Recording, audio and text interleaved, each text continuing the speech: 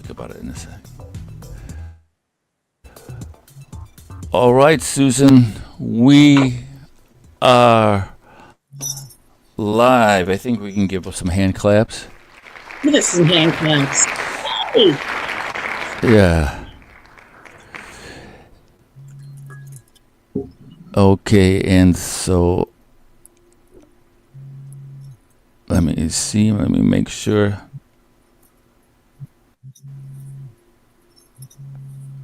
Looks like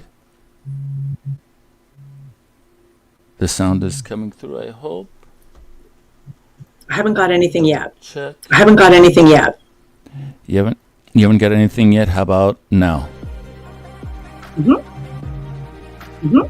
Zip All top. right. Zip top. Beautiful. So what we're going to try to do, Susan, is that during the speaking, when the speakers are speaking, I'm going to be in the chat, okay? So maybe you and me hit the chat when the speakers are speaking, and then once Tony Lyons comes up, we'll do our color commentary. Does that sound like a plan? Outstanding. And you can ask me about the. I get a major echo. The breast cancer. I get a major echo. You have a major echo. How about now? I'm not getting any Liam echo. I was getting Susan echo, but now I'm not. Yeah, okay, yeah. I think I'm good at the moment. All right. I've got it all down now. Perfect. All right. No echo. We're ready to go. So yeah, they're starting in 4 minutes. Did you wanna speak about the breast cancer discussion you had today? You tell me if now's a good time. If you think we have people tuned in who benefit from hearing about it. Sure. We don't. Okay. But and let's hold it for when we have some people, because I'm figuring of those people, a lot of them will have family members, friends, whatever, colleagues who have breast cancer that they can share the information with. All right.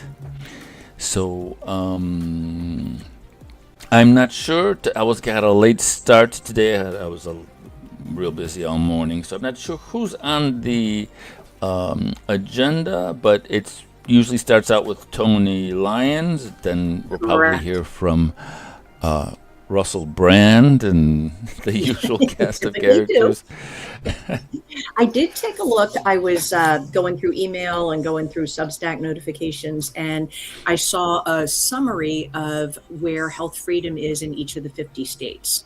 So they were grouped in 3 categories, and one was most advanced, progressed, if you will, in terms of putting protections in place for health freedom. One was middle of the road, and then the ones with the weakest. So that was interesting. And I can pull that up if anybody wants me to, once we're rolling. Once we are rolling. Yes. All right.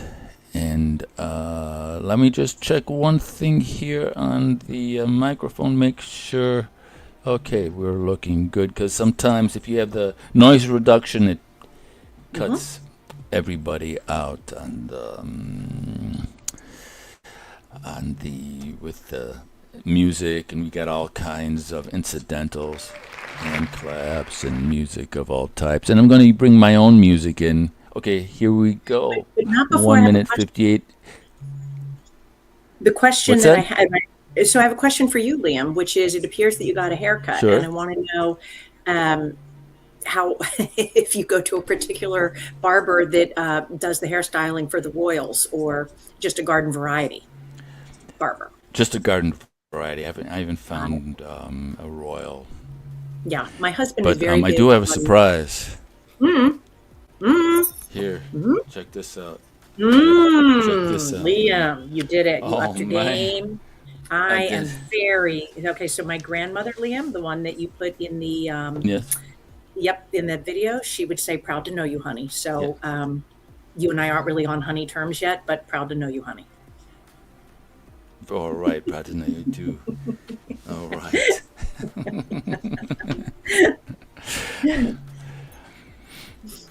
So I'm going to bring my music up and their music down. All right, so they're saying hello to everybody. Because last time I got flagged with their music, so Interesting. I agree with that. We need to love our children more than we hate each other. And honestly, I feel like, at the risk of being really simplistic, I know what we need to heal the world, which is people aren't allowed to talk to each other about anything, but they're allowed to listen to music, dance, and flirt with babies. And that would take care of it, because those are universals. Absolutely. That sounds you solved. Done. We've right? solved the world problems right here. Right. Come on. And maybe a few ducks. All right. That's right. Okay. So here they go. Now here's the music that they banned. Okay, they flagged me with that music, so I'll put up my own. And do you think that's because of the music, because of the content, or because you are you? Like, what do you think? It's copywritten. Got it. It's copywritten, and I said, "Hey, man, I'm here, spreading the word." All right, here comes Tony. Hey, everybody! Welcome to the MAHA Media Hub. I'm Tony Lyons, president of MAHA Action. And look, I don't say this every week, but today is a big deal. What we're about to talk about is something scientists have been trying to get anyone in government to take seriously for decades. And it's finally happened. When Secretary Kennedy started talking about MAHA, lots of people heard about it and they thought, yeah, that sounds nice, but good luck, right? Because the problems are so big. Chronic disease, toxic food, contaminated water, the whole system is broken. But here's what people missed. Secretary Kennedy wasn't just naming problems. He was building an army, a MAHA army of moms, dads, doctors, scientists, advocates, people who were done waiting for permission to fix things. And last week, that army delivered. At HHS, the Advanced Research Projects Agency for Health, ARPA-H, dropped a bombshell. They announced a first-of-its-kind program to finally get to the bottom of what microplastics are doing inside our bodies, in our brains, in our lungs, in the plaque building up in our arteries. This stuff is literally inside us. And until now, nobody in a position of power wanted to fund a real, comprehensive study on it. Nobody wanted to touch it. But that just changed. ARPA-H committed $144 million. That's not a typo, $144 million to launch what they're calling the systematic targeting of microplastics, and that is called STOMP. And I love that name because that's exactly what needs to happen to get rid of this problem. And it doesn't stop there. The EPA then announced that they're joining in with what they called landmark coordinated actions to address microplastic contamination. So now you've got HHS and the EPA moving together on this. When's the last time that you saw that kind of coordination on something that actually matters to regular people?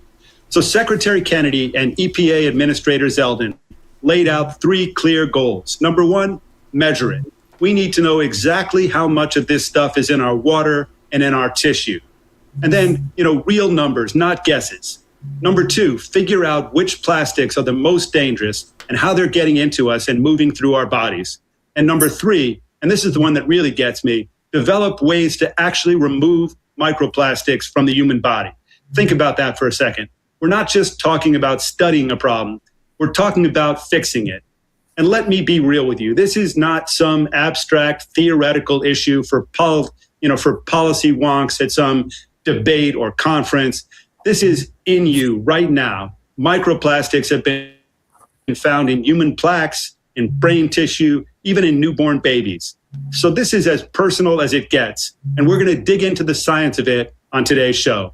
But here's what I really want you to take away from this. For decades, let that sink in. Independent scientists, researchers, people dedicating their careers to this, they were raising the alarm. And what happened? Absolutely nothing. They were ignored, dismissed, told it wasn't a priority. The system just didn't want to hear it. And now, because of MAHA, because of Secretary Kennedy, because of all of you who refuse to shut up, this issue is front and center on a nationwide scientific, administrative, and political agenda. This joint effort between HHS and EPA is an historic milestone. There's no precedent for it in public health science, none. This is a first. So today we have an incredible lineup. We've got Stephanie Spear and Jess Kramer. These are the government officials who are actually building this thing. We've got scientists and researchers who've been in the trenches on microplastics. Matthew Campen, Dr. Marcus Erickson, Dr. Leonardo Tresand, and Josephine Musco. And then Kyle Diamantis is going to give us an exciting update of what's happening at FDA. Congresswoman Julia Letlow is here to tell us about the importance of MAHA in Louisiana. And of course, we've got our regulars, Russell Brand and Dr. Eric Berg. So it's going to be a packed show. But first, let me bring on Stephanie Spear. She's Secretary Kennedy's Deputy Chief of Staff. She's the Secretary's closest and most trusted advisor, operating at the top of federal health policy. And she's an incredible human being and a close friend. And, you know, she is probably the hardest working person in government that I've ever met. And she's more loyal to both the Secretary and to President Trump than anyone I can think of. So she's here today to break down this historic microplastics moment. Stephanie, welcome to the show. Thanks for coming on. Thank you, Tony. You always make me feel so good. I hope everyone can hear me okay. And the only reason I'm sitting here on a plane and joining you today is how excited I am about the announcement we made last week, and also the speakers that we have on the show today. So, thank you so much, Tony, and everyone at MAHA. As Tony said last week, HHS and EPA announced a historic set of actions during a roundtable hosted by EPA to confront one of the most pervasive and least understood environmental health challenges, microplastics. An issue that I've spent decades focused on and was so grateful to both the EPA Administrator and Secretary Kennedy for their leadership on this issue. So thanks to the foresight of EPA Administrator Lee Zeldin, EPA for the first time is elevating microplastics and pharmaceuticals as a priority contaminant in our nation's drinking water framework. That is step one to really getting regulation done, and a huge step forward for EPA.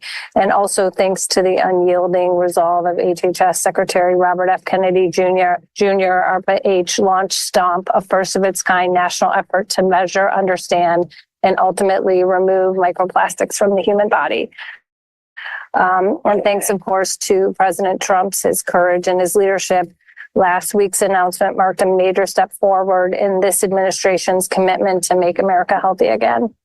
Last September's MAHA strategy report set a clear directive. Good day to you. Sorry, hang on. I'll mute. Hold on.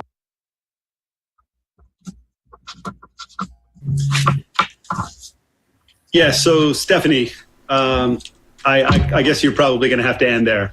Live but TV. So let me just say, Stephanie, that, That's live TV. So that's what's beautiful about this. That's what's beautiful about these broadcasts. It's live. She's in a plane. She's having trouble talking. What are your thoughts, Susan? That the stewardess needs to go over the safety announcement and she can't be talking and competing. I don't know. Or that connectivity could be a problem, but I'm not dismayed because I get to share a fun fact. When Tony Lyons was talking about number 3, ways to remove microplastics from the body, he can study it all he wants, but my awareness is that we already know how to do that, and it's via sweating. Most contaminants in the body, things like heavy metals, pesticides, mold toxins, can be removed through other means, essentially urine, bowel movements, exhalation, so forth.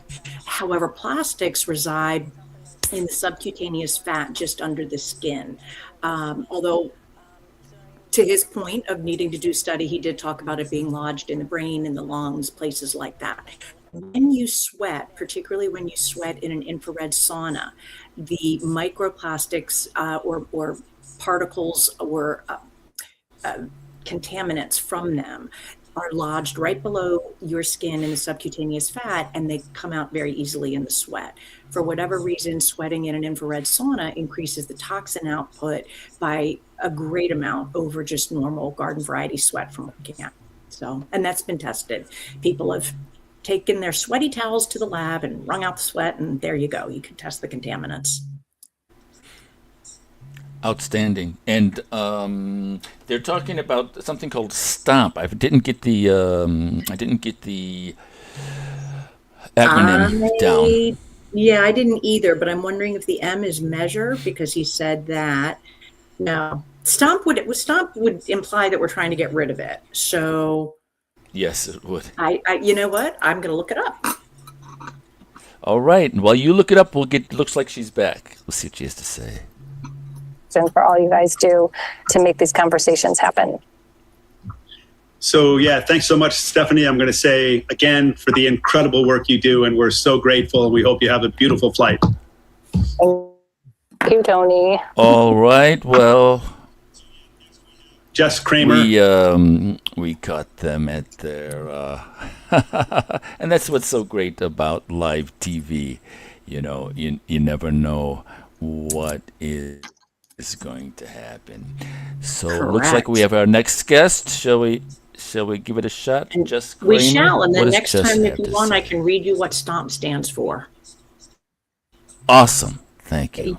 You nerd out on the weekend on calls together talking about the good work that you can do, especially with respect to making America healthy again. And Stephanie is one of those people. And so I'm very grateful that this job has brought me across her path. But Stephanie teed up a little bit. The announcement that EPA made last week was with respect to what's called our contaminant candidate list.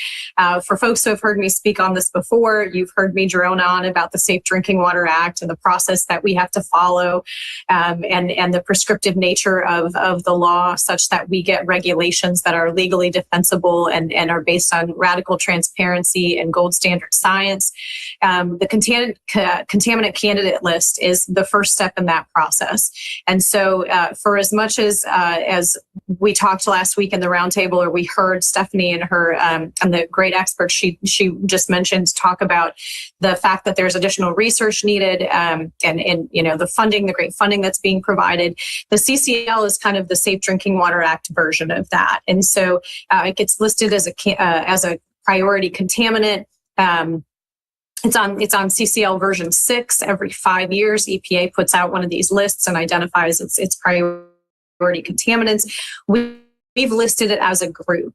So because of the questions with respect to how do we sample for microplastics, how do we determine which types of microplastics, which sizes of microplastics are most impactful in terms of potential risk to human health, we decided to just list it as a group so that we didn't lose anything through the cracks. This listing really is what drives funding and research in the drinking water space. It will be used as the basis to make regulatory determinations moving forward on microplastics. The thing that I can point to that to think about, kind of to conceptualize how this works, is, for example, PFAS is listed as a group already on the candidate contaminant list, and so then we can pull pieces out. We can regulate more rapidly potentially than regulating a whole group, and so a lot of doors open once we put something on the contaminant candidate list. I also want to just mention briefly, even though I'm so excited to be talking about microplastics, and I think you all know how passionate I am, especially as a mother, thinking about the fact that when I turn the tap on, and when every American turns the tap on, there should be confidence of what's in your drinking water. The other thing that I'm really excited to mention that we listed as a group is pharmaceuticals for the first time. And so we listed that as a group the same way was just speaking about how we listed microplastics as a group. There's a lot of question about what pharmaceuticals could be in drinking water. And so EPA is front and center, ready to dive into determining what is in folks' drinking water, whether it's microplastics, whether it's pharmaceuticals, PFAS. We are at the forefront of it, working hand in hand with our partners at HHS, and Secretary Kennedy and Administrator Zeldin are extremely passionate about these things, and that passion trickles down to us at the staff level. And so I couldn't be more excited that we're taking on these challenges. I couldn't be more excited about the radical transparency that's going to continue to come through our processes of research. And working with all of you. The last pitch I will make in the last 16 seconds here is that the candidate contaminant list is out for public comment right now. We also released human health benchmarks for pharmaceuticals. Please take a look at it. Please read it. Please let us know if you think we missed the mark on something, if there's something we should tweak a little bit, we should look at differently. We want to hear from you, and now is the time to do that. So thanks for having me. I'm very excited to be on, and I'll turn it back over to you. All right, so contaminant list. Contaminant list. So it does sound interesting. So I think what I would say if I had somebody in front of me who wanted what Susan Moroto's take is, just filter your water. And I would give you good, better, and best. Good would be a Brita filter. It's going to take out some junk. You're going to have less crap in your drinking water than if you had not filtered it. Better would be reverse osmosis. That's a fancier process, a little bit heavier duty. You purchase your device at a Home Depot or a Lowe's, you install it under your sink, and it takes out all contaminants. However, it does also remove minerals, so you're going to need to add those back in. And best would be either Pierre Corey's Armina or the one that Liam uses, which I can let him talk about, which not only adds the minerals back in, but also structures the water, which is a huge deal. Yes, structured water is essential. Okay, we have Matthew Campen. I'm not sure who Matthew is, but let's see what he's got to say. First, shine a light on what this problem is that we're talking about. We're talking about the degradation product of all the plastics that we have on Earth. They will eventually break down into smaller and smaller bits of plastic until they're what we call microplastics. And you think about it, this is something that's been growing exponentially in our lives. We make more and more of this plastic and we throw it away, and there's just more of it breaking down. Right now, there's over a ton of plastic per person. For every person on Earth. That's just an enormous amount that's there. And we don't know a lot about these microplastics. Even more so, we often talk about nanoplastics. And what that means is plastics that are so small, they're less than what we call a micrometer in size. They're the size of viruses. They can be inside your cells. They can get inside your body. They're kind of what we call a dark matter in this science, because we've done so little right now because of lack of technology, lack of insight into where they come from, where they are. They're just an unknown scientifically, and that's part and parcel to the need for this ARPA-H program. So the challenges we face in terms of assessing health risks from these particles is just really daunting. The new initiative is strategically targeted at solving some of these issues to rapidly advance our understanding of the influence that these micro and nanoplastics have on human health. And importantly, this new announcement is really consistent with the initiatives from the Make America Healthy, Commission strategy report that really focuses on targeted on chronic diseases. There's a number of diseases that we worry about for a couple of reasons. The science is not strong yet, and that's why we need this initiative. But we worry about cardiovascular disease, long-term coronary artery health. There's evidence that there might be an increased risk because of plastics exposure. We don't know how strong that is or if it's a causal relationship. Same with diseases of the brain. Alzheimer's disease and dementia have been associated with plastics exposure, but we need more data to really assess how is that happening, why, and who. Impairment of fertility for both men and women, risks for cancer, things like that. There's not a lot of data right now, and we really need it. So, I think I'm speaking for a lot in the community. I've talked to dozens of people over the last week on this new initiative. People are excited for it. It's going to put a lot of money into the research world, and collectively, we really appreciate the decisive leadership that's coming from the Environmental Protection Agency Administrator Lee Zeldin, as well as from HHS Secretary Kennedy. It's new initiative. It's just a fantastic example of the United States government coming together, the EPA and Health and Human Services working together on this that's, it's not an us versus them problem. It's just an us problem. So I really look forward to, solving the problem together. And that's the exciting part of this. Thanks so much. And right. Microplastics is the subject today. Any thoughts, Liam, or you want me to jump in? You jump in. I'm wrapped up in the technical end of it, so... All right, then I'm going to jump in. Have the floor. So it is interesting to me that so much of the impact of microplastics isn't known. However, I would say that the circumstantial evidence to me looks to be pretty strong that it's screwing us up.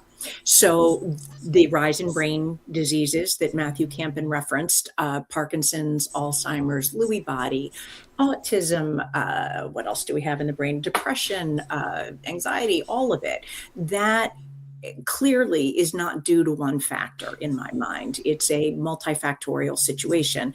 I don't see how plastics could be helping the matter, particularly when what I'm aware of is that we all apparently, from research that has been done on deceased people, have about a teaspoon of microplastics in our brain at the moment. And the other thing I'm aware of is that the plastics have an estrogenic effect. So while they aren't estrogen, they mimic it. And that is screwing up men and women in the hormone department. Yes, endocrine disruption, I think is Yes. is how they say that, right? Is that correct? Correct. Yeah, endocrine disruptors.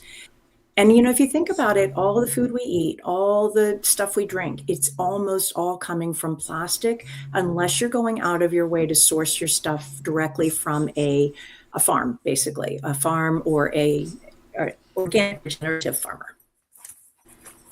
Absolutely. Okay, let's see what Dr. Marcus has to say. Spent last 20 years, surveying the world's oceans, a couple dozen expeditions. As you can see the slide right here, every one of those little pictures you see on the map that shows microplastics is where we have been on the planet, surveying the ocean surface and really documenting the abundance and distribution of microplastics. I mean, how much is out there and where it is, and also impacts.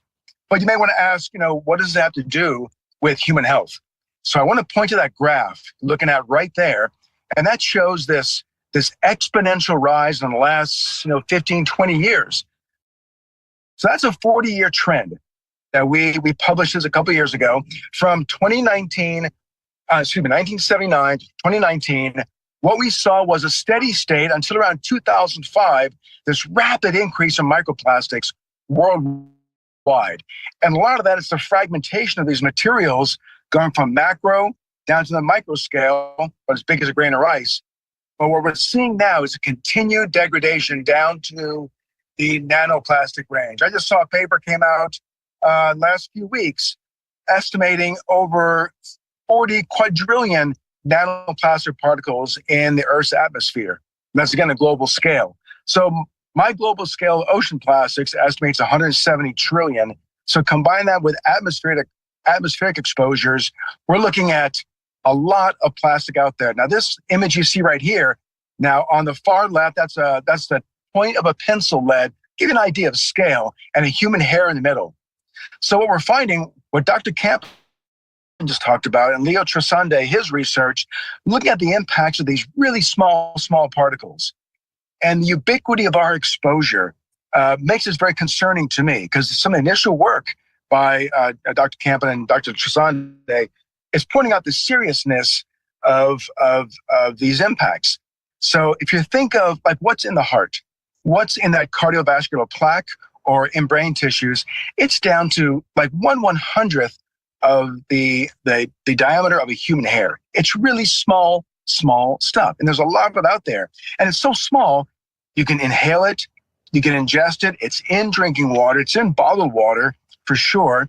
It can even get through your skin, transdermal translocation of these nanoscale particles through our skin Once it's through your skin, through your gut barrier, into your bloodstream, it goes everywhere. And what concerns me is not as much these days the ocean of plastics, it's the abundance of plastics inside the ocean within our bodies. And this image here, you're seeing some of the images of these tiny, tiny particles from human tissues. In fact, I believe that top picture is one that Dr. Kempen was in his paper showing those particles look like inside the human brain. I mean, they're small. You're looking at 200 nanometers or smaller, and they're these jagged little polyethylene particles. So this initiative, what Kennedy and Zeldin are putting forward here is $144 million to really address, to fund the research, to understand how can we measure these things that small. We need the technology. And then what is the impact? What is the harm? Then how do we get it out of our bodies? So those three things alone, that amount of money going into research, it's really about time. I'm so glad to see that this initiative take off and this influx of research is really going to help. Alrighty. So my Wow. thoughts on that, and that was super interesting for me. Microplastics is not an area where I have done any kind of deep diving as I have with many other areas related to health. And when he talks about the scale being 1/100th of a human hair, wow, that is unbelievable to me. Where the message breaks down ever so slightly for me is the three-pronged approach. How can we measure, trying to determine what's the impact, and how do we get it out of our bodies? To me, the most important one would be number 3, as well as the number 4 that wasn't mentioned, which is let's all go back to getting meat that's wrapped in brown paper, liquids that are packaged in glass or in perhaps stainless steel. So, Liam, are you with me on that or not? I never know, but Absolutely. the process of studying and studying and studying and studying and studying to answer these questions when we already know it's bad. Do we need to know how bad? Do we need to know which variation of microplastic is the worst? Or should we just start telling people, stay away from it, sweat it out, and stay away from it? Yeah, this is a really hyper intense subject. The chat is just going crazy. People talking about chemtrails, they're talking about everything. So we got Dr. Leonardo Trasandi. Let's see what the doctor has to say. The effects of micro and nanoplastics, but there's a broader impact that that tells us to act right now. There's 16,000 chemicals used in plastic materials. We know nothing, mind you, about 10,000 of them, but we already know so much about bisphenols used in aluminum can linings and thermal paper receipts, phthalates used in food packaging, per and polyfluoroalkyl substances in nonstick cooking and oil and water resistant clothing, and flame retardant chemicals used in plastic materials that tells us we need to act urgently. And that's because these chemicals hack our hormones, our natural signaling molecules that underlie so many basic biological functions to humankind, from temperature, metabolism, salt, sugar, and even sex. We're talking about impacts on all of us, from cradle to grave and womb to tomb. We're talking about babies born too soon, intrauterine growth restriction contributing to childhood obesity, as well as cardiovascular risks. We're talking about 50,000 Americans dying between the ages of 55 and 64 during peak earning years of early cardiovascular mortality due to phthalate exposures alone, $24 billion in lost economic productivity. We're talking about infertility, couples not being able to conceive.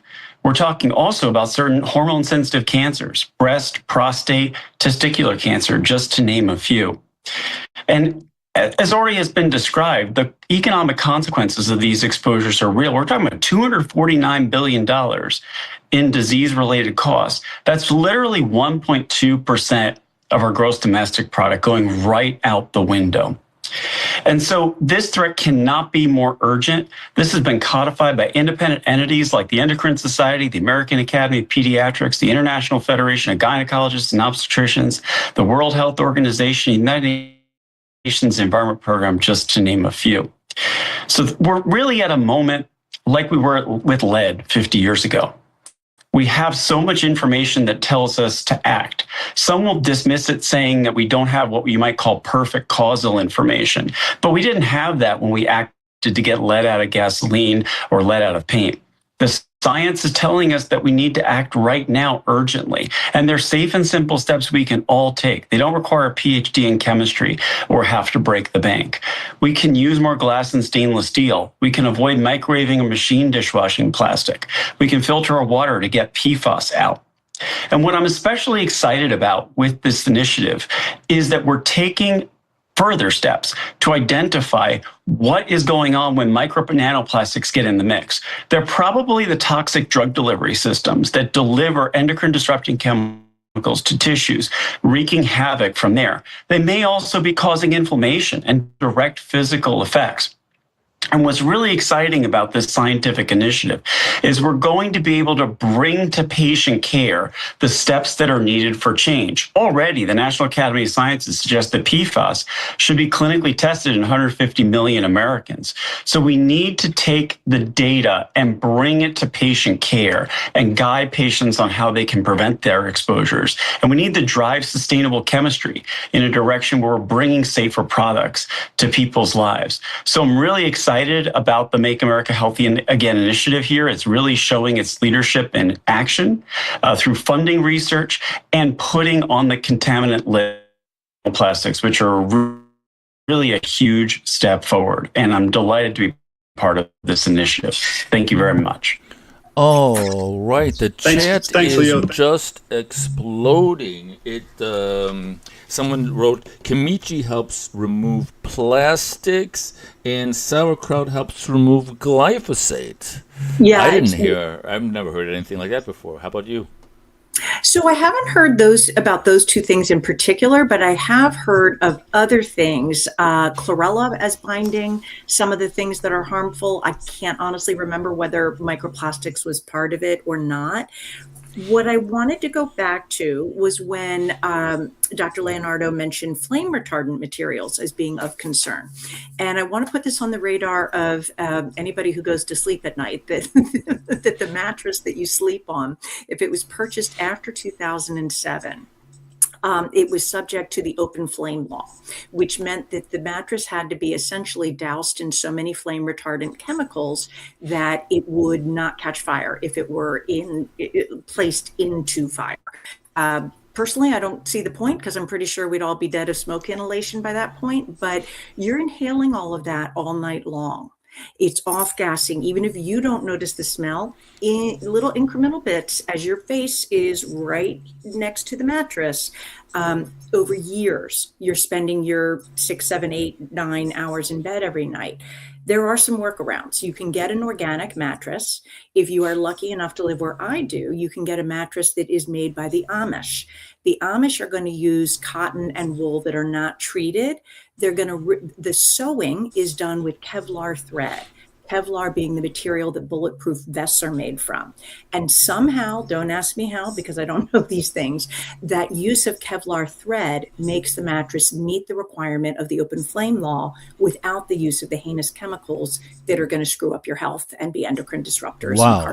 Outstanding information. All right, we've got Russell Brand. Let's see what Russell's got to say. That we all espouse. Now, microplastic, I remember when I sort of heard that, well, if you drink tap water, you know, what I've come to call government water, if you drink government water straight from the tap, then there's the ossifying fluoride going straight into your brain. If you drink carbonated bottled water, you're getting the microplastic straight up the nut bag, as we call it in the UK, the testes, more generally and scientifically, this being MAHA. Let's use scientific terminology.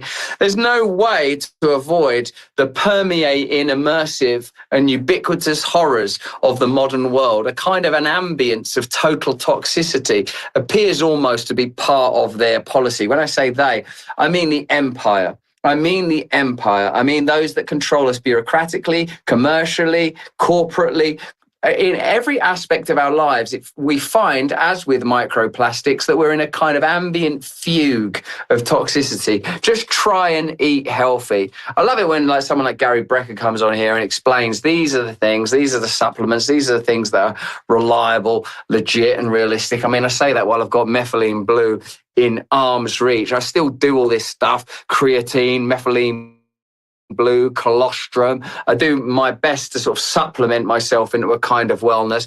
But surely what we all ought to be doing, whether we're a man of my age or just a human being more broadly, is eating as you advocate for in your excellent Super Bowl commercial. And well done for doing that, Tony. So, like eating real food, eating whole food that you can sort of identify that doesn't have innumerable ingredients in it. And I've known that for a long time. And I know it because of people on this call and because of their advocacy. But it's actually the fact that it's so difficult to achieve shows us what an extraordinary world we're living in. We're just eating food that's healthy and good for you has become sort of some kind of political act. We're being able to rely on big pharma it would be extraordinary and excruciating naivety. And look, I know it's not the subject of our conversation today, particularly, Tony, but while things appear to be becoming more apocalyptic, and I'm aware that one aspect of the apocalypse is the beneficial revelation that all of us require, it seems just to me so important to remember that there are different ways of doing government, that there are different ways of doing politics, that direct participatory democracy is a possibility, that the very technology that's being used to propose digital ID and centralized currency and total control of every aspect of your life through biometrics and terrifying programs for incessant forever vaccines, that could be used to create democracies where our communities are run, where you have advocacy groups and expertise incorporated into the running of communities, where you could use technology to enhance permacultures. Why is it that the United Kingdom provide New Zealand with the majority of their lamb and New Zealand provide the UK with the majority of their lamb? Surely the UK should provide the UK with their own lamb and New Zealand should rear their own meat products. Who is benefiting from this transportation? It's so extraordinary that while there are these ecological movements that talk continually about preservation of the planet and love for this planet that we've been granted and that we're here to steward, that there's so few ways to actually escape the clutches of various systems that continue to impose through bureaucracy, through obscure, opaque and difficult to understand legislation, continually corrupt systems. I'm just going to show you what I'm wearing so you know how serious I am about your country and how much I love you. Please step back from the very precipice of unwinnable wars. Please support leaders that are people of authenticity and authority. And please support me in my Apollo Creed and Rocky IV undergarments. God bless you, Tony. You're a fine man and I support and adore you. Thanks for having me on your call. Thanks, Russell. And Russell, once again, you're just a great backer. Mr. Brandon. Right, all right. Mr. Brandon in his underwear. In his underwear. You gotta love it. Gotta love it. To house the nuthat, I believe is what he called it. So somebody in the chat wrote, Russell, your free association is glorious. Well, I really appreciated the word ubiquitous because it's a great word and underutilized in my opinion. And Russell, this is why we love Russell, because he says we are living in an ambient fugue of toxicity. But you know what? Like 100,000%, yes, Mr. Brand, yes, absolutely. I did not know that about the UK and New Zealand raising lamb for each other, but he raises a fine point. What is the point of that? Oh, but you know what I did want to say on a more serious note? The way out of the feud bureaucracy, you just take matters. I mean, it's my specialty in life is to oversimplify. Just take matters into your own hands. If you know that if you're driving and you see somebody has chickens in their backyard and a little sign that says eggs for sale, guess where you're getting your eggs from now on? The place that I get stuff from, it used to be a very cumbersome process that involves sitting around waiting for delivery all day on Thursday while the time of delivery shifted throughout the day. And now it just arrives frozen and sitting on the porch and in good shape. It has gotten very easy to source, or relatively compared to what it used to be, to source clean food. There are websites that will direct you to meats that are farm raised, pasture fed, 100% grass fed is important. We want that cow not to have had one blade of grass at the end of its life, but rather to have had grass continually throughout its life. So getting easier and easier to do these things is the good news. Yes, it is. That's a good thing. Okay, we have the fabulous Josephine Musco. Let's see what she's up to. Question. And I know a lot of people have already mentioned, and we are aware, but we have the lowest level of testosterone in history. We have a pandemic in hormone problems, from thyroid to estrogen, you name it. Cancer rates are on the rise. As a mother, I cannot help but be super concerned about this as a scientist, as a researcher, as just a person that lives on planet Earth. Because if people thought that this is not going to affect them or affect somebody that they love, wait until they see how much it's impacting our health.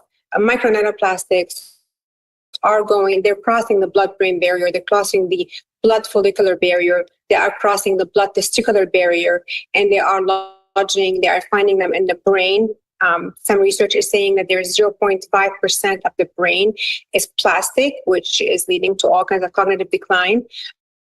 When they are found in testicles and in ovaries, they are obviously impacting fertility, and we are seeing that. We are seeing more and more infertile couples who are struggling to have children, and we are seeing them when they are in the brain. There's Alzheimer, there's Parkinson's, there's dementia happening, and we can see that on the rise. I know that there isn't specific studies that are correlating these, but there isn't enough research and there are enough data that is showing that when somebody has high amounts of microplastics in their brain, they are exhibiting some of these, Parkinson's, Alzheimer, and other disease. And microplastics have been found in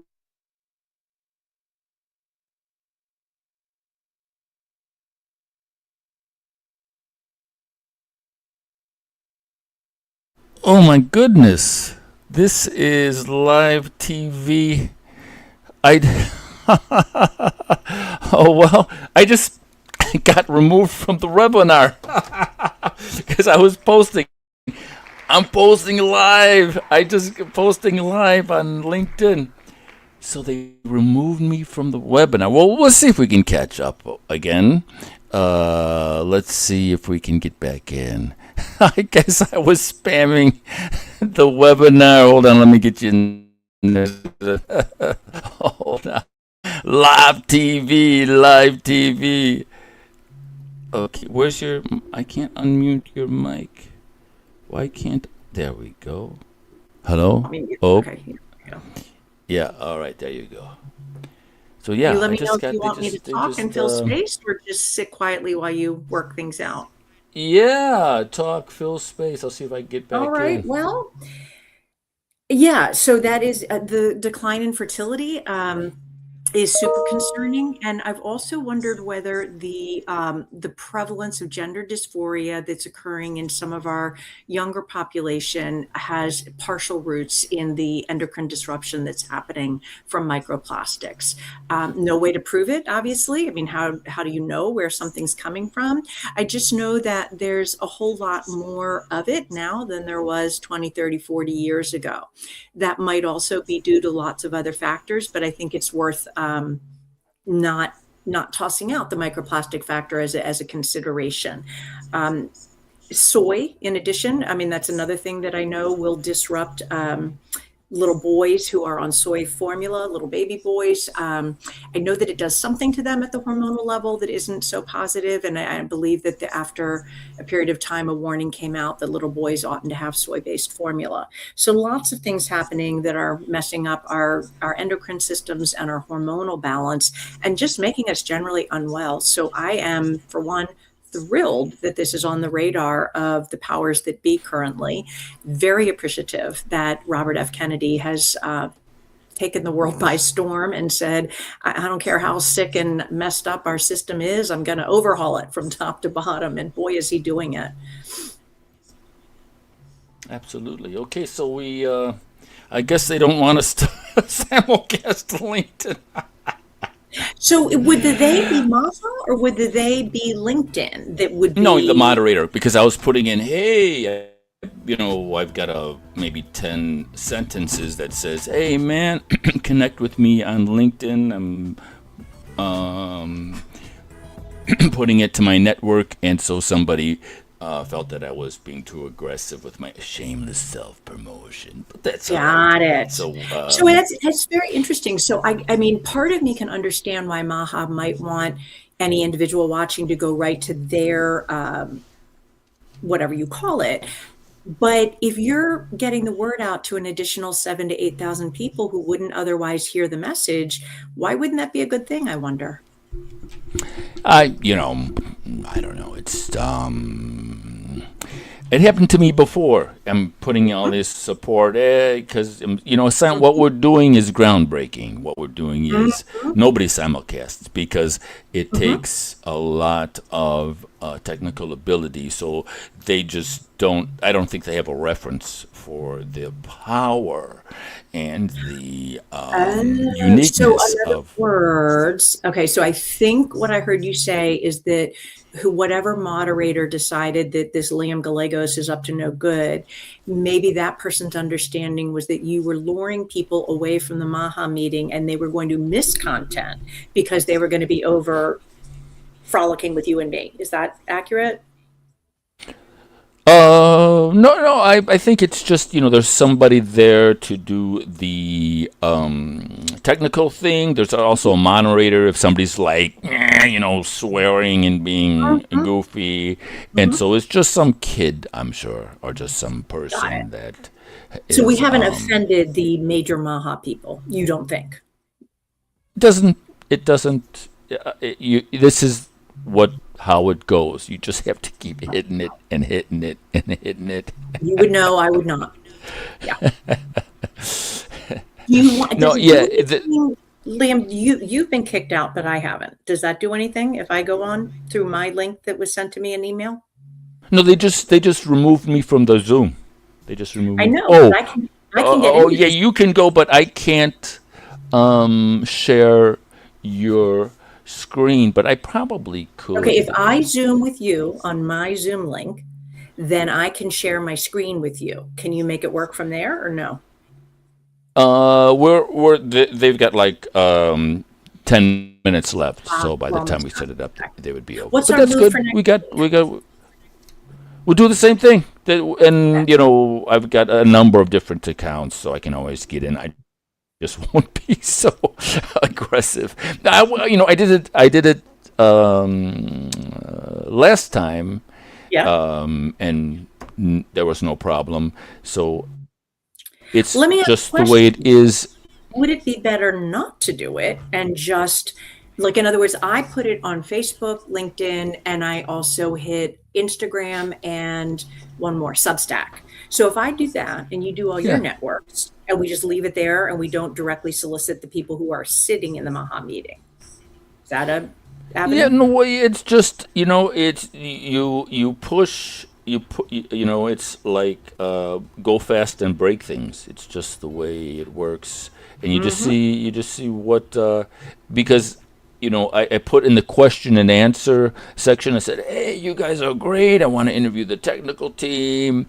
And so that goes to one set of people who are going to like question and answer. And then there's just some sort of moderator dude to make sure that nobody is putting pornography or swearing or anything. But within the chat, this was absolutely, I think, by far the most reactive and the most it got people putting links. That's why I didn't think it would be so. People was like, "What about this?" They have this big link and all of this Right. And again, this information. is where, like I've talked to you before about, and I've talked when we're doing these simulcasts about how it is literally very hard for me to comprehend what people find objectionable about RFK's approach and MAHA and all of that. So with regard to the issue of microplastics, I sit there and I think, I mean, I'm pretty sure the answer is no, but is there somebody out there who's saying this is a bad idea and I want microplastics in my brain? I mean, I can understand the plastic industry, the makers of plastic containers are probably upset, but do you have any sense, Liam, of where any opposition, because this seems to me like all humans should Well, be I think, on board. I think that it's just like the guy said, with lead in gasoline.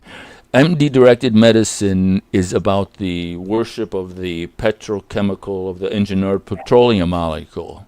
Yeah. And, basically the model of MD-directed medicine is there are no root causes. You have Right. original sin in the form of a defective gene which is Yep. predisposed to give you cancer, to give you Alzheimer's, to give you fibromyalgia, and Right. the solution to that problem is to give you something that's petrochemical based. So instead of bless me Father for I have sinned, it's now drug me doctor for I have symptoms, and you Yeah. mask the symptom with something that is there's a plastic is a petrochemical.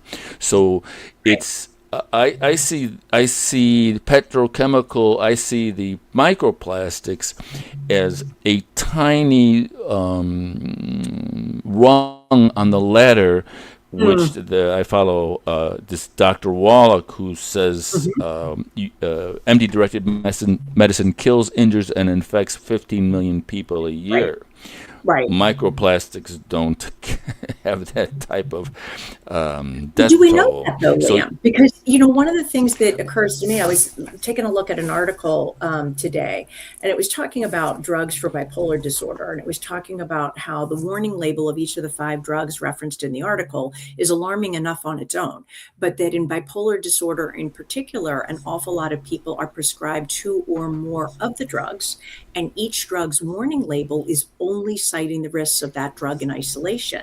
So if I extrapolate that to the microplastics, we know microplastics aren't great. We know radiation's not great. We know that mercury toxins are not great. There's a whole lot of things. What about when they all interact together? Absolutely, yeah. Yeah. No, I agree.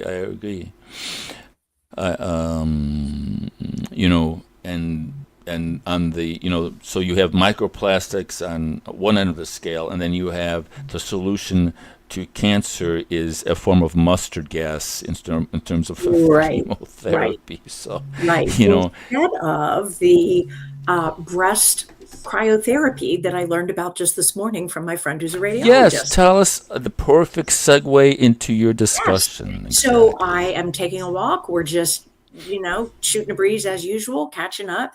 And my radiologist friend, one of the things she's really excited about is breast cryotherapy. And I kind of did the double take, say that phrase again. I haven't heard of it. And she told me that it has been around, I think she said as long as 20 years. It is FDA approved, and I believe it was a very quick download, but I believe what she said is approved for shrinking benign tumors, for killing cancer in malignant tumors, and that it is approved for use in breast cancer and kidney cancer. Unclear to me whether other cancers might be coming down the pike, but what was relevant was that as a physician, she is aware of how few breast surgeons are putting that option in front of their patients, primarily because they don't know about it, primarily because their default is, I'm a breast surgeon, I do surgery. So she really would like to get the word out. And Liam, I volunteered our services that we could bring her on and interview her. And, I said, Liam's audience is between 7,000 and 9,000 people. So all of those people are going to have relatives, friends, colleagues, neighbors dealing with various forms of cancer. And if we can get the word out, just, 7,000 or 8,000 people at a time, that seems like a good thing. Absolutely. And there's also studies that are, there's a large sort of multifaceted peer-reviewed study talking about ivermectin and fenbendazole. I am not sure if I'm saying that correctly, but they're finding that anti-parasitic um, agents seem Yep. to have a tremendous efficacy in certain types of Well, I would add that cancers. if cancer is what the person is dealing with, I'm sure there are many wonderful resources, but How to Outsmart Your Cancer is a book available on Amazon. And I purchased it when a relative of mine was diagnosed with cancer. And it was written by an independent journalist whose family member got cancer and asked her, since you're the journalist in the family and you research these things, go figure it out. Go tell me, do I have any options beyond chemo, radiation, and surgery, which are the three that tend to get presented to people.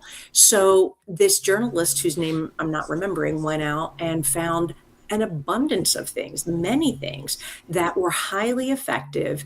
And sadly, in each case, the story, most of the cases, the story was the same. The doctor is treating people and is having outrageously good results.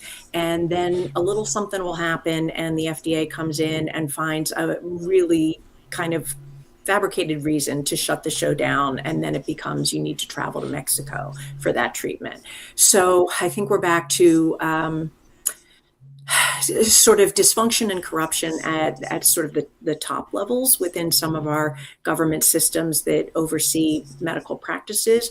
But the good news is that some of those things, if you're willing to do the do-it-yourself approach, or you're willing to go seek out the provider who might not take insurance, they still do the treatment, whether it is, oh my goodness, Protocell was one that I remember was for the type of cancer that my family member had. There were dietary interventions. SEACT was one, and I know you can get that online through Amazon or make it yourself. There's a lot of things. So I would encourage people, don't just assume that you have those three options. Assume that there are many, many more. You just have to dig to find them. And Liam and I will help you. We'll talk about it. Absolutely. And Yeah. there's, and even in the world of fasting, I follow this Dr. Goldhammer, I believe.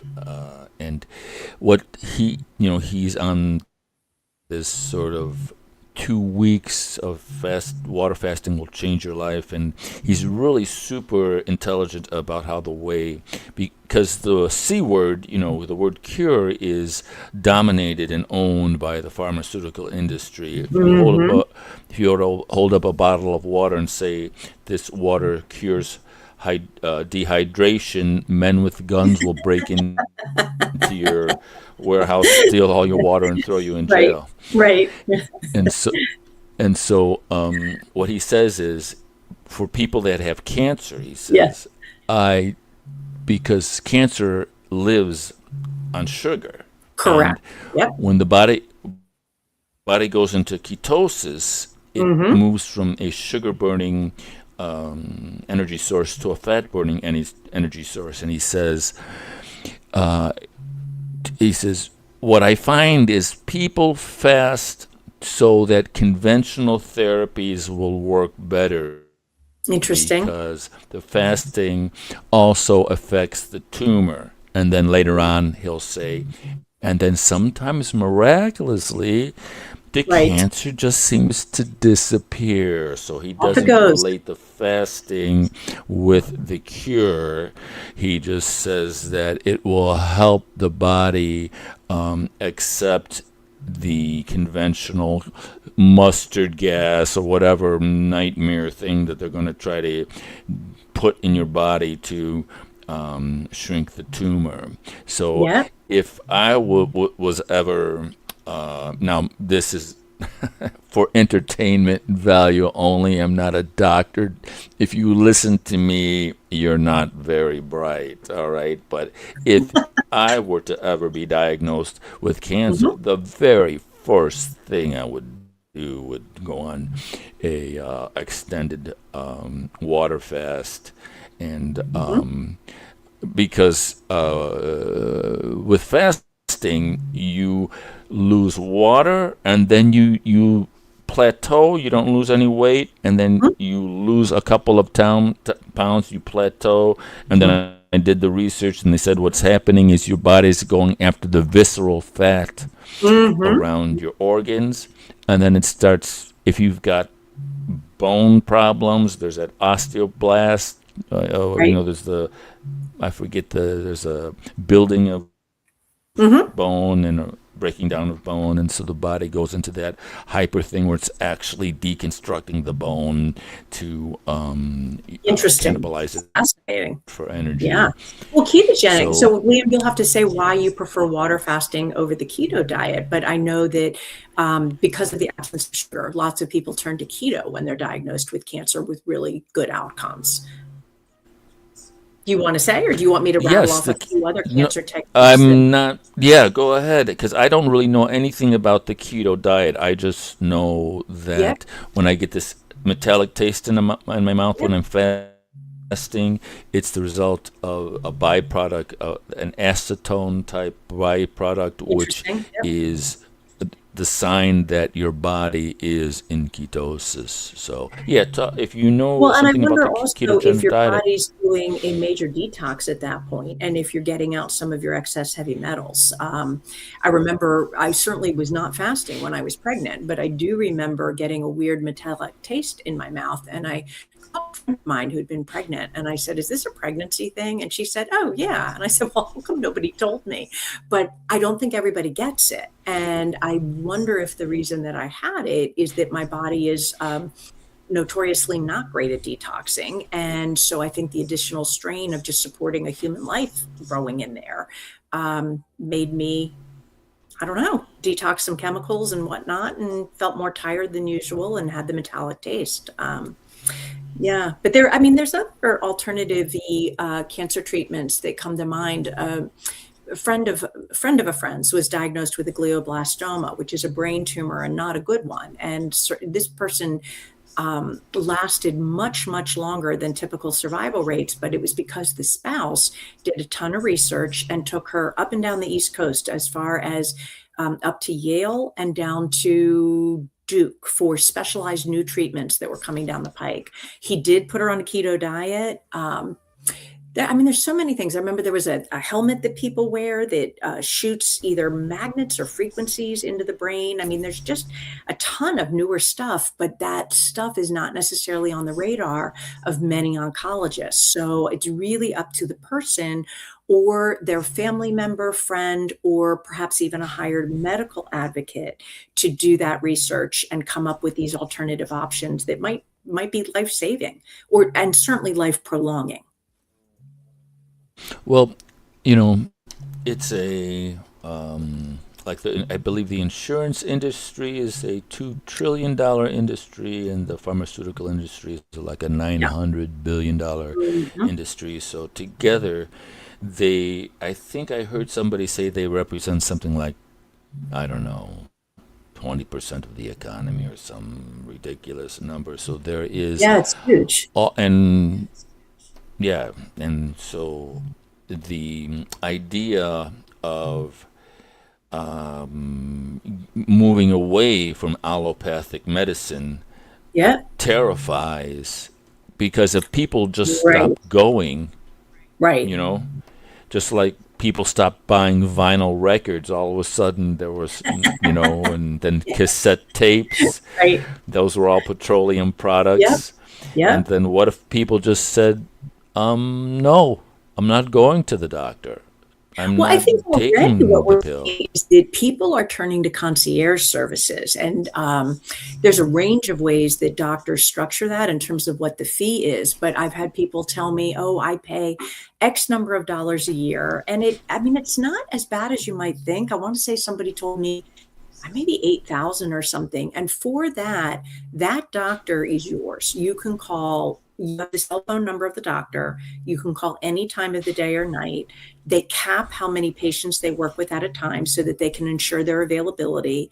If you go to the hospital, if you have to go to the ER, for example, some of them will meet you there so that they're there to be your advocate and to speak medical speak to the doctors in charge and say, nope, I want you to run this test, or to really stress this patient has a history of X condition. So you have to look at it through this lens as opposed to the lens you would typically use. So there's all kinds of options out there. And I think more and more people are turning to them because of just a baseline level of dissatisfaction with what has become standard, which I read is about 7 minutes with a doctor. Diagnosis formed by about 90 seconds into the appointment. Eye contact might not be happening because the doctor's typing and taking notes.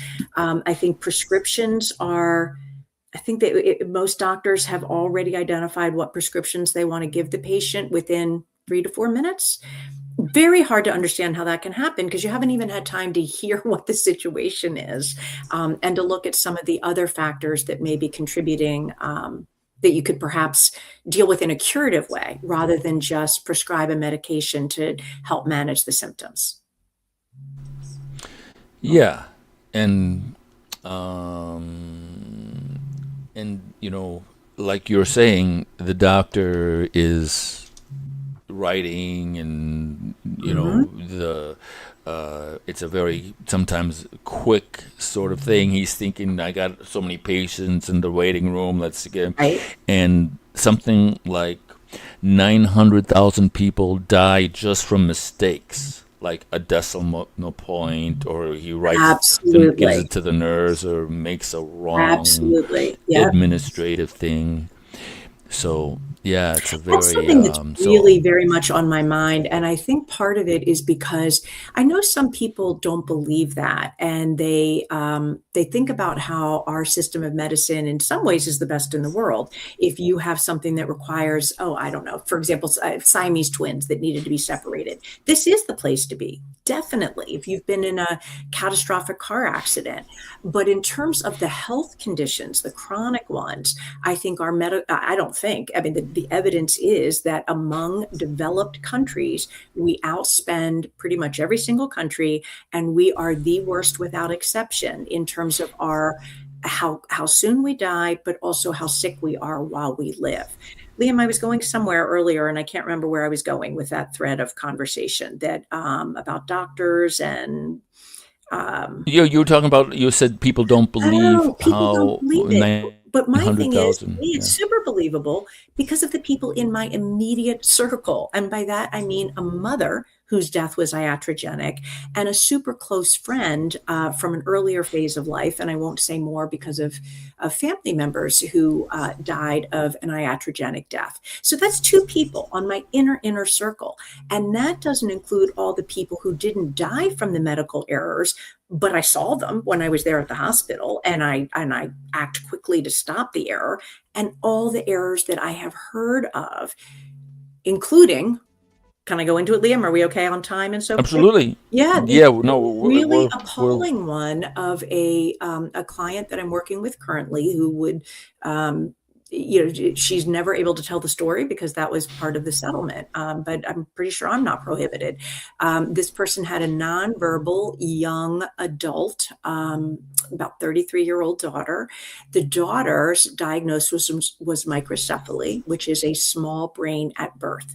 When this child had been born 30 years before the events that happened that led to her death in the hospital, they had done a full workup, including a spinal tap, and had confirmed that autism was never what was wrong with this individual. The individual grew and attained the level developmentally of about a 7, 8, 9-year-old, and wasn't highly verbal, but could communicate with parents and family members who understood a modified sign language, as well as those of us who have taken care of infants, for example. You know very quickly what that baby is asking for with a particular cry. So the daughter ended up spending 3 months in the hospital and ended up dying of an embolism in her leg. And that embolism in the leg, oh my goodness, the daughter was pointing to the leg and making the sign that the family knew was the sign for pain. And the mother is telling that to the doctors and also asking, could my daughter please have pain medication? She's making the sign for pain. And the doctors and nurse practitioners and whoever they were kept saying, well, we can't give your daughter morphine because you get concerned about Rett syndrome in individuals with autism. And the mother said, she said over and over, I keep telling you, she doesn't have autism. She never had autism. That was never her diagnosis. And this mother was not listened to. And as a result, we have a person whose life ended at 33, and we have a grieving mother who not only is grieving the loss of the daughter, but is wrestling with feelings of having let her daughter down because she wasn't able absolutely. to eat in a way that got her daughter food or pain medication or treatment for the embolism in the leg. It's so infuriating to hear the stories over and over and over again. And then further infuriating, the other half of the population say, but my doctor's great. You know, she went to Harvard, Yale, Princeton, University of Pennsylvania. Terrific doctor, by which they usually mean really likable, great bedside manner, and they come from a highly credentialed institution, which both of those factors can be true. And your doctor can still not know some of the newer developments, or if your doctor is 30 hours into their shift, they may be exhausted and they may be as prone to making mistakes as the rest of us are.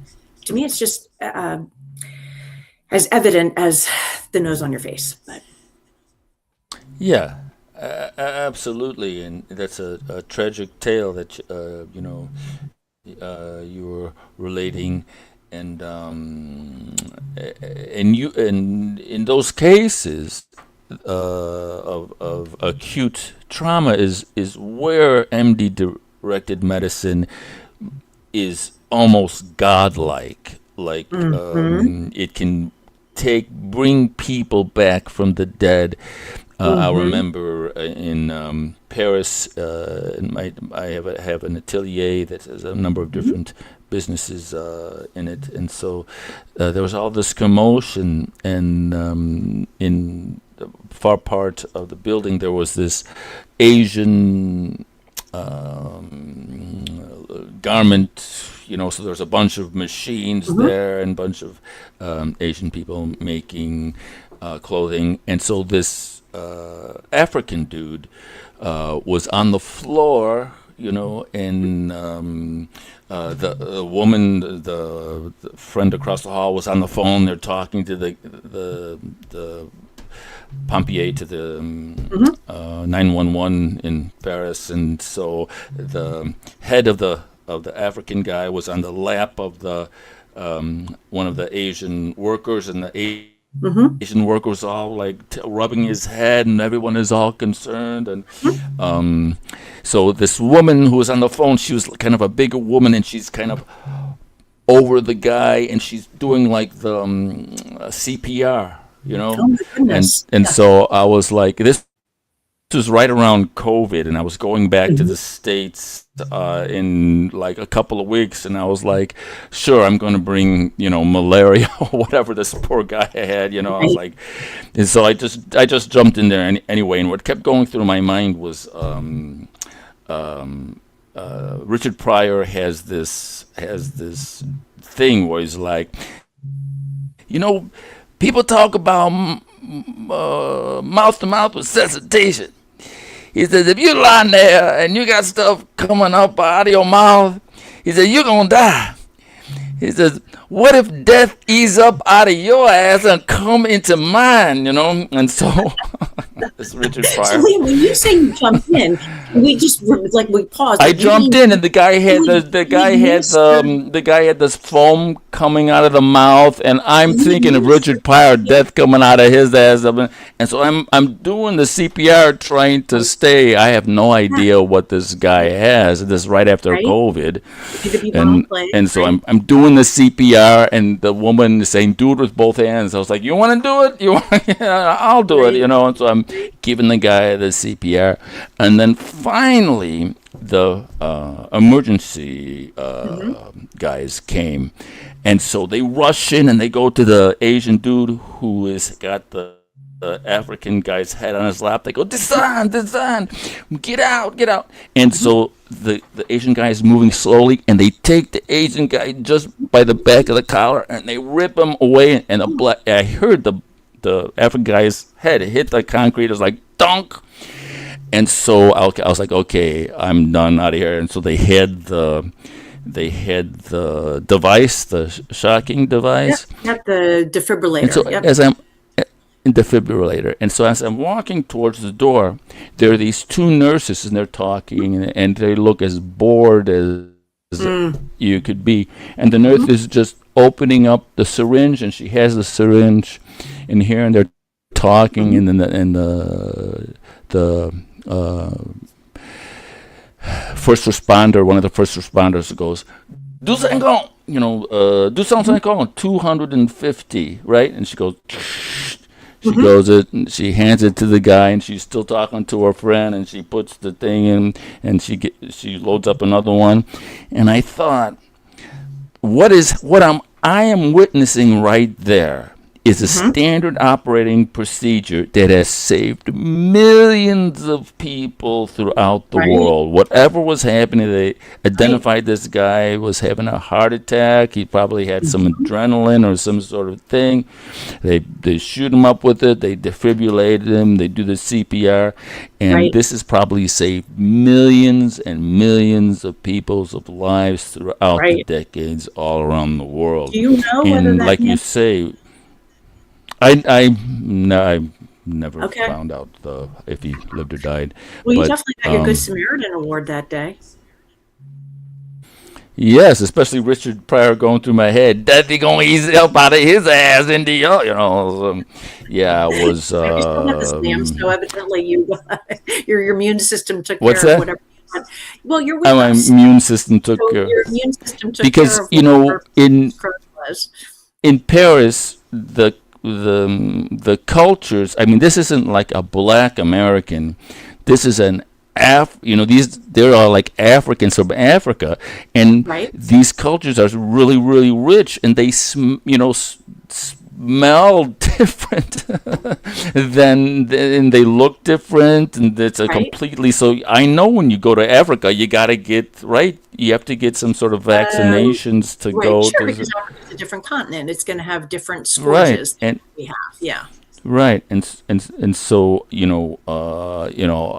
it was a completely new sort of thing for this dude from America, and so meaning you, the dude from meaning America. me, yes, yeah. Right. And so was it your sense that the medical system in France was working about the same as the U.S. system, better, less? Yeah, no. So I knew that that standard operating procedure was played out throughout the Western world. Right. And it's if that dude was dead and he came back to life, that's almost something from a biblical text. Right.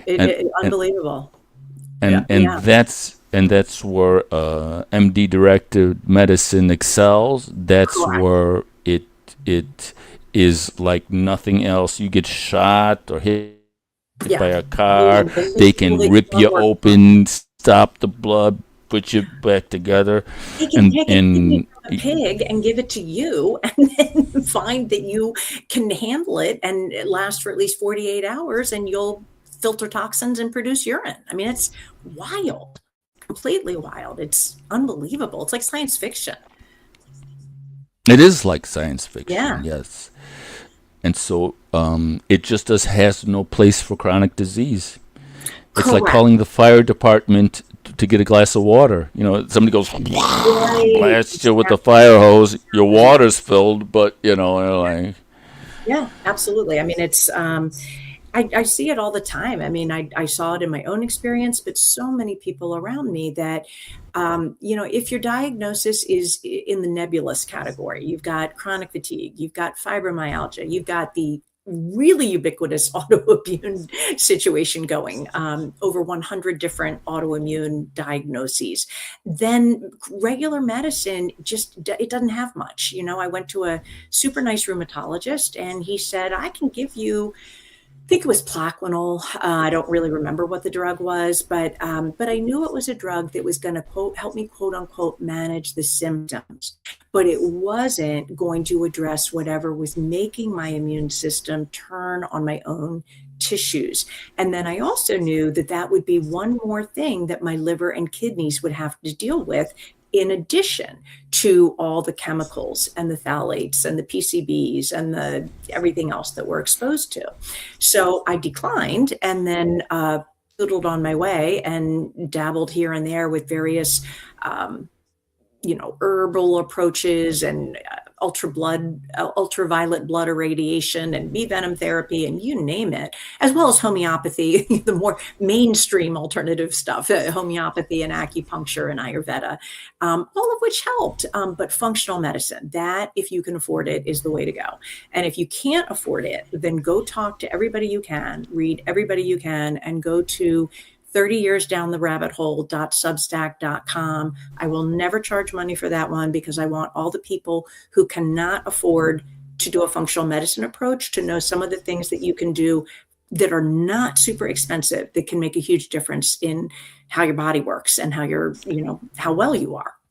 And so for people who might are just getting to know you, could you give us a little bit of what you do and your Sure. I'll put your email up Sure. here as you talk. I'm a psychotherapist. I've been in practice for coming on probably 30 plus years at this point.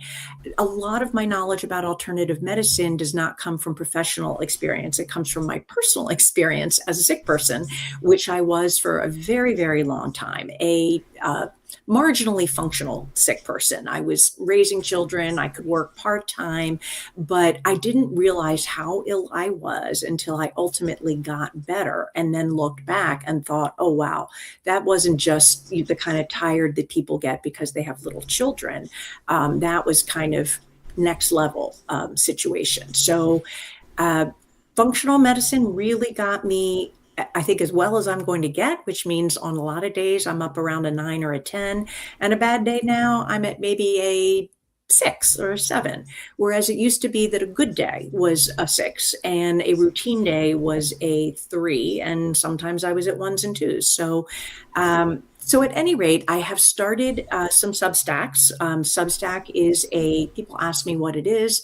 It's I guess technically speaking, it's social media-esque, but it is far more serious and intellectual in some ways than other social media platforms. And it attracts doctors, I think in large part because Substack is a place that is not censored.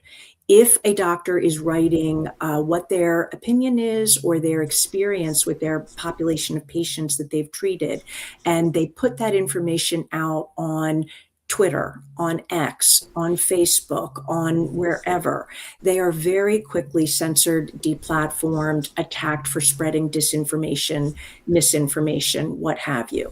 Substack at this moment in time appears to be the last little corner of the internet that as of right now, the censoring police are not there. So you have all the doctors like Robert Malone and Peter McCullough and many, many, many, many others who can't say what they want to say out in the out in public proper, but they can say it on Substack. So lots of great medical information there, as well as, like I said, my 30 years down the rabbit hole is the one of mine that deals with alternative medicine. I do also still see clients in therapy. I'm licensed in Pennsylvania. So a person has to be a resident of Pennsylvania, but they can be anywhere because obviously Zoom therapy is a thing now.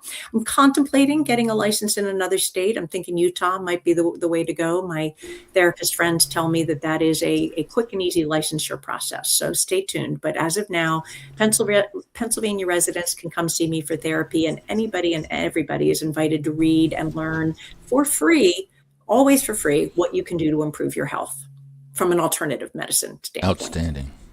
Yeah.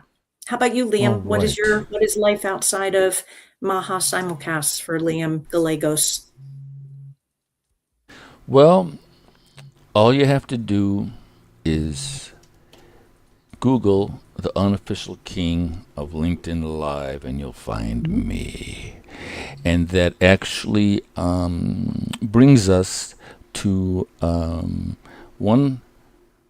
18 seconds of shameless self-promotion. We'll be back in about 18 seconds. Here we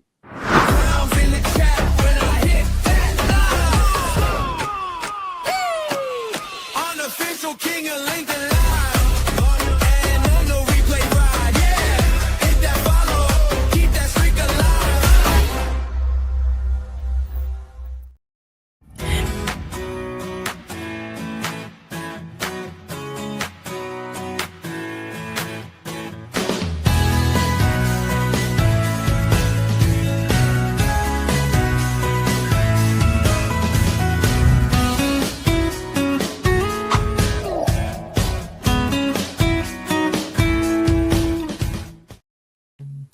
So, Liam, I'm going to quibble with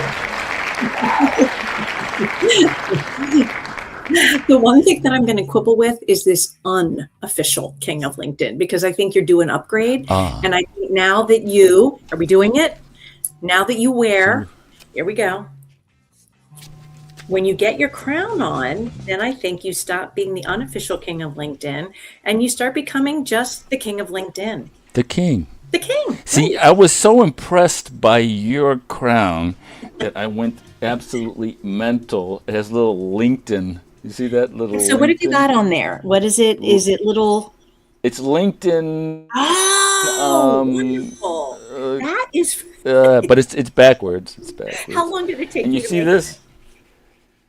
It was just, I had some free time, and this is a clothesline. Nice. So this is what I love. Liam used his resources. He used his imagination. And this, Liam, is what I'm trying to get kids to do with the one of the other Substacks, the Once Upon a Duck one, where I want to bring back creativity and get the kids off of 16 hours a day of screens, which is about where a lot of them are, because it's making them. Yeah, because this was a lot of fun, just because you said you see you have all these different colors. So I've got the LinkedIn thing like that. Mine will just there it is, right? Happy birthday. But yeah, happy birthday, and I put red, and the Chrome key's grabbing it, red and green and blue. I like the clothesline. It did, although, if we're going to keep going, I think the clothesline ought to be turned perhaps a bright red color to really. Okay. Right? Yeah. Because usually they have fur, So I was thinking fur. Then we need to get the key. Then you need to get fur, I guess. Right. I mean, there's got to be a way, right? Where there's a will, there's Where a there is way. a will, there is a way. All Do you know right, about my mother's hat, Liam? Do you know that my mother in Baltimore in the 70s and 80s was known for her reindeer hat? And it was, I can get a picture at another time. It's on one of my Substack posts, but it was a traditional reindeer hat from Lapland, the real deal, real reindeer fur, black. And it swoops up and it's embroidered with brightly colored, I'm going to say red and gold thread and ribbon and so forth. And then there's a pom-pom at the top. And she wore that. Wow. And she got the comments where the people would stop her and say, "Oh, I remember you. I've seen that hat before." So anyway, there's my mom with a hat. Years later, my girls and I tried to replicate. We wanted to give her one for Christmas because hers had given up the ghost. And do you know that I couldn't find one? I worked really hard at it, but I could not find one that was just like hers. I had to get her a different crazy hat that not as good as the first one. But do you have any pictures? I mean, maybe next time. Yeah. So here's the thing. Yeah. Photos? Absolutely. Well, and here's the other thing. So back to the crazy memoir. I don't know who gave her the hat, but I suspect it was Teddy Cochran because he traveled the world. And Teddy Cochran was not my dad, but he is significant in the story. So, because where else? Because she always stressed this is a real reindeer hat. It's genuine reindeer leather from Lapland. Where did you get it, Louise? Because Louise didn't travel. She was just a Baltimore girl up and down the East Coast. That's it. Speaking of hat, there's a story of, Ben Franklin. It, takes 6 weeks to travel from from United States to the coast of Europe, and so he was going over to France, right? And so he was like, oh, France! Wow, this is going to see Louis the 16th. This is going to be great. This big reception, and so it's cold on the ships. So he had one of those coon skin hats, really warm, but this big furry thing with a tail, and he just kept saying to himself, remember to take off the hat, remember to take off the hat, remember to take off the hat, remember to take off the hat. And so then there's the procession, and he sees everybody waiting for him. And he forgets to take off the hat. And then the French just went mental because they were like, in Rousseau, Voltaire, they talk about the natural savage or natural. And he's like, the natural savage, the natural man, oh my God. And so his face was plastered with all types of illustrations with him in his hat that he was wishing he would have remembered to take off. We're going to have to think about it because you and I are kind of new at this and we like our crowns. But then when you were saying that story, what flashed in my head is we could have winter hats and summer hats. And so, you could have the fur trimmed the real deal. For winter. For winter. Summer, you can break out like your old man, whatever the hat is that keeps the sun off. And I have my old lady gardening hat that my family has always, like I was wearing that thing by the time I was 30 years old, and they're calling it my old lady hat. So, accessorize for the seasons. Right. Absolutely. Right. We can play around with it and see what we think. See what happens. All right. Well, it's been great. I think we've been on for an hour and a half. So that's probably a good chunk of time. So thank you everybody for watching. Susan, you stay on. I'm going to do an outro, and then I believe that's it. So all right. Goodbye. All right. Well, see you again, everybody. All right, everybody. Next time. Picture to me. That's right. Email to me your picture in your crown. El Morodo. Absolutely. Send it to Susan. And permission to use it and post it, please. Yes. Leanna, looking at you. I am the unofficial king of LinkedIn Live. This has been Susan at Susan L. Morodo at gmail.com. All right, Susan, it's been great. We'll see everybody next time. All right, we'll see you. Bye, everybody. Bye-bye, everybody. Au revoir.